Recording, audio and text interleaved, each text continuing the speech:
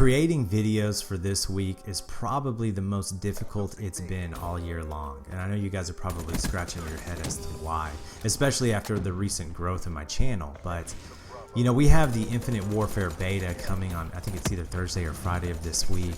And, you know, in the back of my mind, I'm thinking so few people even want to watch anything Black Ops 3 related. I mean, people are thinking about COD 4, they're thinking about Battlefield 1 and Titanfall 2 and Infinite Warfare. Some people are focused on Destiny, the Rise of Iron, which I have no idea what that is, even though I was a Destiny Year 1 player. And so sitting down and making this video for Gray's Mail was difficult. I mean, even look at your guys' sub boxes. And look at how few people are actually uploading Black Ops 3 gameplay. And if they are, what exactly are they talking about? Infinite Warfare. But you know, it is Monday, and Monday is a very awesome day for me because I get to do an episode of Gray's Mail. Now, if you're new to the channel, and I know that I have, I think, around 1,500 new subscribers since the last one, Gray's Mail is where my subscribers ask me questions, usually on a Gray's Mail video or throughout the week on other videos, and I take note of them. And when Monday rolls around, I try to answer a bunch of them. I do my best to compile them together in such a way to where the messages really work on one another. So if you're new to the channel, feel free to ask me a question. Ask me anything that you want about life, relationships, love, work, faith, YouTube, gaming, anything you want to. And if I haven't answered it, I'll put it on my notepad and I'll put them together. And if I end up using your question, I'll notate your name on the screen and we'll go from there. Now, real quick in the background, I usually don't talk about gameplay. I know some of you guys don't really care about gameplay, but these are domination gameplays in the back. The first one's on Breach. I want you to know, number one, I'm running solo, and I carry this team to victory based on the way that I play domination. And I'm using this gameplay as an example because a lot of people on that Thunder video that I uploaded to his channel where I played micro hardcore dom, they didn't like the way that I played domination. Now, my subscribers who have followed me this year, they know how I play domination. It's very effective. It's why I'm ranked so high and I have such a good win-loss in it. I have a different way of playing it, manipulating spawns, keeping enemies trapped in their spawns, not triple capping, forcing positions. And so I just wanted to use this gameplay as an example for you guys, okay? So if you like it, great. If you don't care, that's fine. Just listen to my voice because some people like my voice. I'm just messing with you. Second gameplay is on Combine. It's just one half. I join in late and I basically just dominate the lobby. So first question comes from Kyle Rhodes. And I think I've answered a couple of his questions on a previous Gray's Mail, but this one's pretty cool. Asking about the death penalty, believe it or not. Who here actually thinks about the death penalty anymore? But it says this: do you believe in the death penalty? Yes, I do, by the way. Is it constitutional, and how would Jesus feel about the death penalty, or would Jesus approve of the death penalty? Now, a lot of you will probably know by now because I've spoken about it that I am a Christian, and it's one of the main reasons why I started a YouTube channel is because I wanted to help people in their lives, and I believe that the Bible is a great way to do it. There's a lot of wisdom and a lot of guidance for you.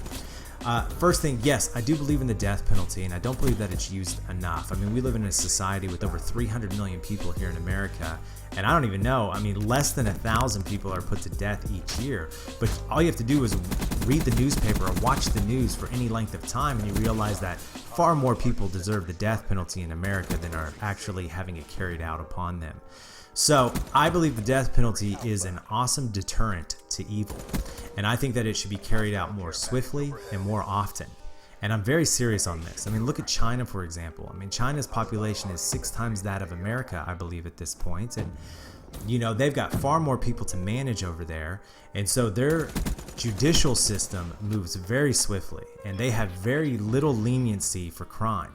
Because with such a large population, if they are to let it slide, imagine how quick chaos could take over. So if somebody's convicted over there and the crime it has a punishment of death, they carry it out within 2 weeks with a bullet to the back of the head. And I don't see why America should do anything different. If anything, I think America should put more people to death, and they should do it faster, and it should be public. I think that it's a great deterrent. And don't sit here and tell me that that's inhumane. I mean, just watch movies these days. Look at video games these days. Kids see much more violent things than that on a daily basis. So I think that, yes, the death penalty is constitutional, and I believe that Jesus would approve of it. And why is that? Well, Jesus did not come to abolish the Old Testament. He came to fulfill the Old Testament. That's what Jesus is, the fulfillment of the law. So, the whole eye for an eye in the Old Testament, that's not over with Jesus. Now, let me explain what I mean by this. Let's say somebody goes out and they murder an innocent person, and they get arrested and they get thrown in prison, and their penalty is death. Okay, but while they're in prison, they start reading their Bible, and they realize that they made a mistake, and they ask Christ to be their Lord and Savior and to come into their heart and forgive them.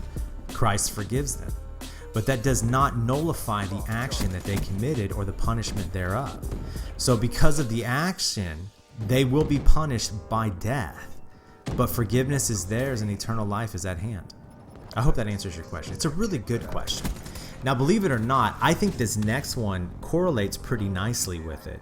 And it comes from William Peddle. And it says it's a political question. All right, so everybody hold on tight here. Where do you personally fall in the political spectrum? I know most religious people tend to be intensely right-wing, but I'm not going to categorize you purely based on faith. Also, are there any social or political issues where you disagree with your main party's stance? And agree with the other party, and you can make a list of those. What are the primary issues that define parties? Well, the first one is usually fiscal policy. Are they conservative or liberal fiscally, which is how do they deal with money? Usually one party will go towards big government, the other one will go towards small government and big business. Then you have the whole LGBT, the rights for the lesbian, gay, bisexual, transgender. I have no problems with their freedoms being protected. My issue comes whenever they want to get married. They want to have the same stance as when a man and a woman get married. I don't agree with that. I mean, biblically speaking, it's a sin to me. I believe that they can live their life however they want to, but we don't have to bend our beliefs to them. That's me personally. The other one that usually creates a lot of controversy is the death penalty. I think the Democrats or the left side disagree with it, whereas the right side wants to uphold it. So I lean more towards that way. A big issue for me and a defining characteristic is abortion. I believe that abortion is murder. And you guys may not think that, and that's fine. I'm not going to sit here and argue abortion with you. But if there is a party or a candidate who believes that abortion should be legal, I will always 100% vote against them. I don't care if it's a Republican or a Democrat. If you believe in abortion and you're going to uphold that right, I'm going to vote against you every single time. I'm not going to vote for you. How's that? So that's usually how I swing. Now, you say, is it based on my faith? Well, of course it would be based on my faith. That's how I'm going to choose my candidate, is on my faith. I want somebody who's going to represent me. Here's something else, and I think this is really cool, all right? And it's interesting because most people have gone to school. Everybody calls us a democracy in America. We are not a democracy. We are a republic. We are the Republic of the United States of America. We are not the democracy of the United States of America. And what does that mean? Well, we don't vote politicians in based on populist votes. We don't do that. We vote in representatives, which is a republic. And we have what's called an electoral college. This is not a democracy, people. I get so sick and tired of people talking about it. And here's another thing. I'll go ahead and just piggyback on this a little bit more. My wife tells me, we live in Texas, by the way, and she tells me, her friends are now going to vote for Hillary Clinton because of this. Or they don't like Donald Trump anymore because he said this, or all these different things. And I'm like, my first thing is, do they live in Texas? She says, yes. I was like, well, it really doesn't matter what they think because Texas is going to be a Republican state.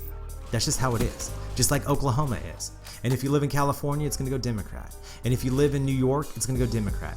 The only people that truly matter at this point right now in the election cycle are people who live in Ohio, Pennsylvania, Michigan, and Florida. Those are the 4 states that are going to swing this entire election because the rest of the states are all but decided at this point. And I know you'll say, well, what about New Mexico or Colorado? Granted, but their electoral votes are so small. So it just comes down to like 3 or 4 states right now. So all these people bickering about the presidential debates and all this stuff, who cares what y'all all think? Because 90% of the states are already decided, all right? I'm sorry. I'm going to get down off my soapbox right now, all right? Let's lighten it up just a little bit. All right. Thomas asked me this question. I thought it was pretty cool. He said, what 3 countries do you want to visit? Now, granted, I have been a lot of places in this world, but if the 3 countries that I really want to go back to or go to for the first time, the first one is Israel. I've always wanted to go there, and I will before I die, I'm sure. Obviously, because I'm a Christian, and you read about all these ancient cities and these stories, I would like to go see where these actually took place. The second one is Italy. I've wanted to go to Italy ever since I was a little boy. I used to draw a lot as a kid, and the ancient artwork always appealed to me. And the idea of going to Italy and walking around Rome, I thought would be really awesome.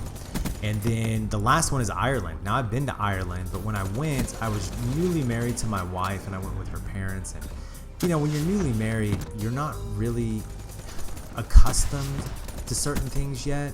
You're not fully comfortable around your wife and her parents. I don't know if that makes sense to you guys, and I'm not talking about it in a sexual way, so don't view it that way, but it's that you're still breaking the ice in those relationships. And so we were really early on, and we went all over Ireland. I think we were there for like 10 days, and I don't think I really appreciated it as much.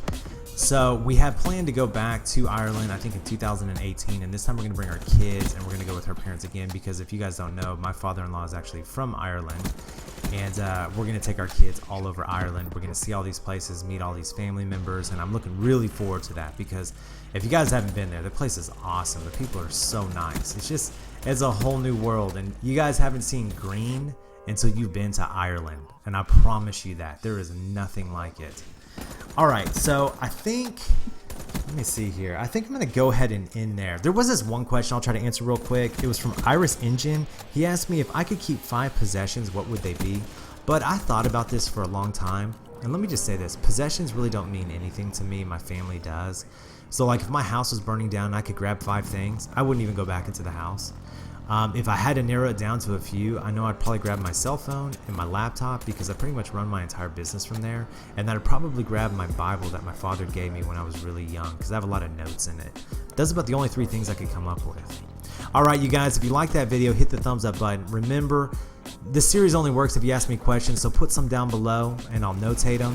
As always, if you're new here, subscribe, because I'm here every day.